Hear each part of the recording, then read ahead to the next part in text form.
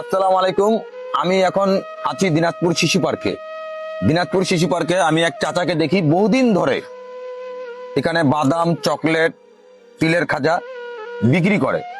একটু চাচার সাথে কথা বলবো। চাচা আসসালামু আলাইকুম। ওয়ালাইকুম সালাম। চাচা আপনার নাম কি?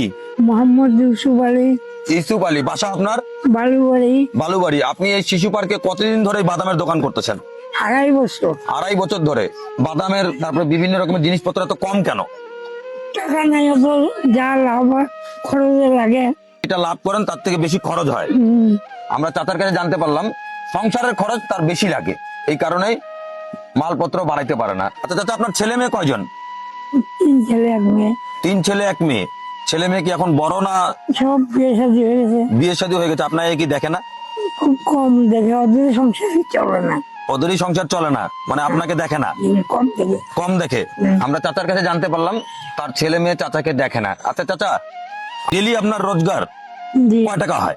আয় কয় টাকা হয়? এই 300-400। 300-400। আর সংসার খরচ প্রতিদিন কত লাগে?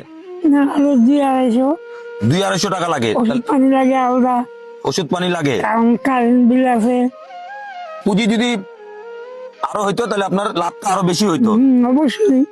আমরা অনেকজন অনেক জায়গায় বেফালতু টাকা খরচ করি, বিভিন্ন জায়গায় হেল্প করি, সহযোগিতা করি।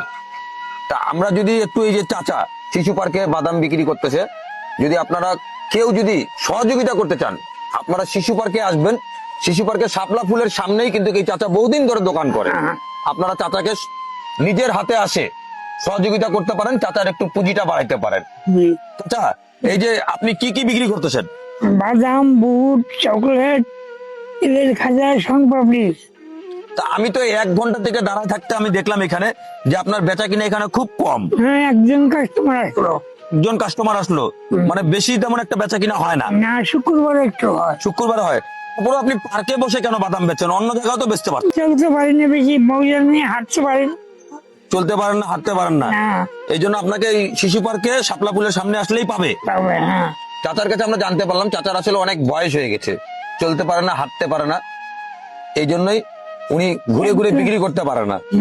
তারপর আপনারা যারা পার্কে আসতেছেন, শিশু পার্কে, চাচার কাছ থেকে একটু কিছু খরিদ করবেন, খরিদ করে চাচাকে একটু লাভবান করাবেন। কারণ চাচার অনেক বয়স, এই যে এই বয়সে চাচা যে বেচা কিনা করতেছে, চাচাকে অনেক অনেক ধন্যবাদ জানাই।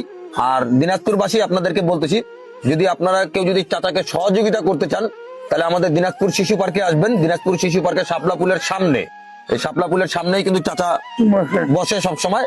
তো আপনারা যদি উনার একটু পুঁজিটা বাড়াতে চান, কেউ যদি সহযোগিতা করতে চান, আপনারা নিজে আসে চাচার হাতে দিবেন, তাহলে চাচার একটু সহযোগিতা হবে। আজ এই পর্যন্ত।